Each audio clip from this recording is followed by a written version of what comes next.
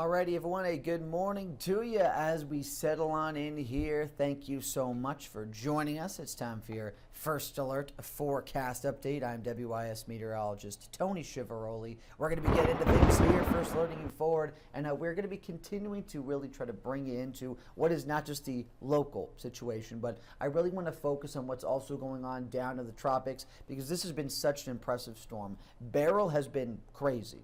Really coming together. A Category 5 storm. You know, it had the potential early on. It was looking 3, could have been a week or 4, but just all the perfect situations have really come together. Ocean water temperatures, everything's set up appropriate in the atmosphere to not break this storm down, but only enhance it further. So here we go. Going to be bringing you onto that to give you a check, and it is still super impressive. A monster of a storm right now. 165 mile an hour sustained winds around this thing. It is crazy. It, of course, made its way through a lot of smaller island nations. You know, St. Lucia, Barbados, caused some damage out that way. Still interested to see if there are any more fatalities reported out that way. There's going to be, you know, some flooding likely on the southern portions of the coast of Haiti and the Dominican Republic. However, the main track of this system now is going to be actually getting towards Jamaica. And that's as we get towards the later phases of tomorrow. So Jamaica really needs to be on high alert tomorrow, as it could easily still be a weaker Category 4 storm or even strong Category 3 strength. And that could easily cause a lot of issues for that nation. You know, they don't have the biggest infrastructure ever. You know, obviously you have your resorts, hotels along the coast, but, you know, there's easily going to be some damage as we look with the current track of this as it's setting its sights on Jamaica. And then eventually Mexico, even southern Texas, by the time we get to this weekend. So this is a track we need to keep our eyes on. Obviously nothing to the eastern seaboard, but still a very impressive storm nonetheless as we're going into hurricane season a bit deeper now.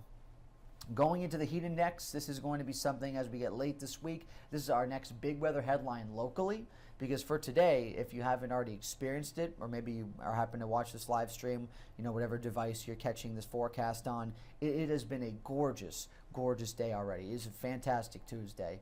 High temperatures today, only 90. The feel-like temp actually just about the same as the temperature. I can't say the same late week as we get into this 4th of July weekend. It is going to be very much in the way of scorching for South Carolina, so we want to make sure everyone is ready for that again.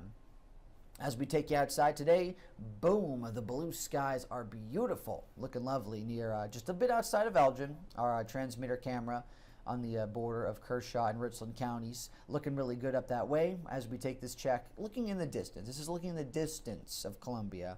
Obviously, you can't really see that far down. It's tough. It's a little speck, essentially, over that tree line.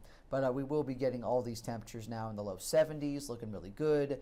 Orangeburg, it's still been tough. I will say Orangeburg County really got the short end of the stick this morning because they have seen more clouds holding steady down that way. They haven't been treated to as much of the morning beauty as the rest of the Midlands, and also just some of those morning 60s. You know, I'm sure there's some folks down that way, like we've already seen Newberry, Batesburg, Leesville, Camden, up even further towards the north, even Manning as well, you know, Clarendon County. Plenty of spots that got temperatures in the 60s to start out this day, and it's only going to be more pleasant from here.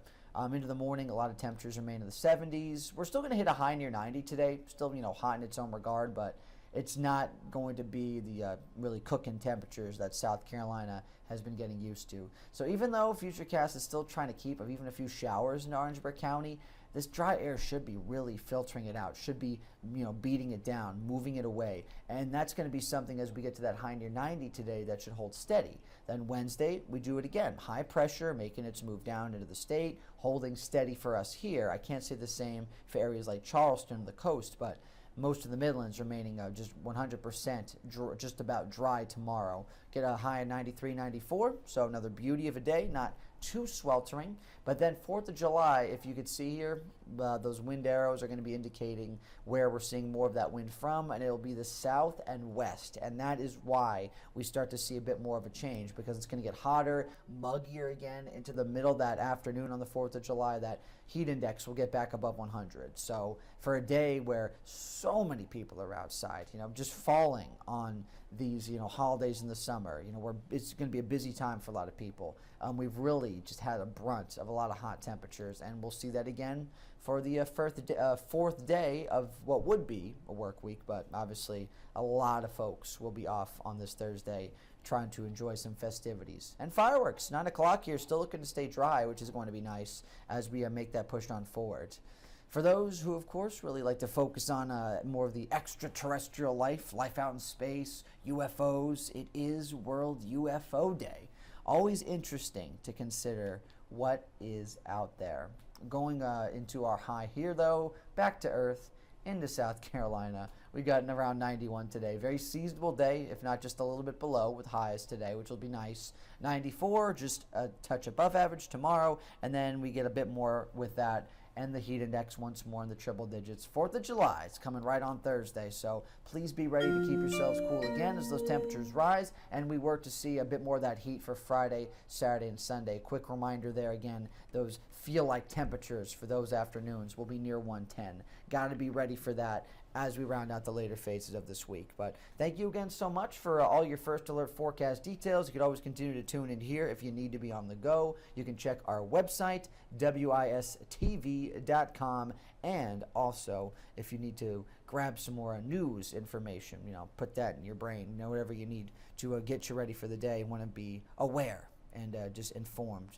You can always take a check of what's new this morning. That is coming up on this live stream around 9 o'clock or so, perhaps a little bit later. We had to push weather up a little bit later today due to a morning meeting. But make sure, again, if you need to catch that, that's going to be coming up in a bit. Appreciate y'all for being here. I am WIS First Alert Meteorologist Tony Chivaroli. Make it a terrific Tuesday.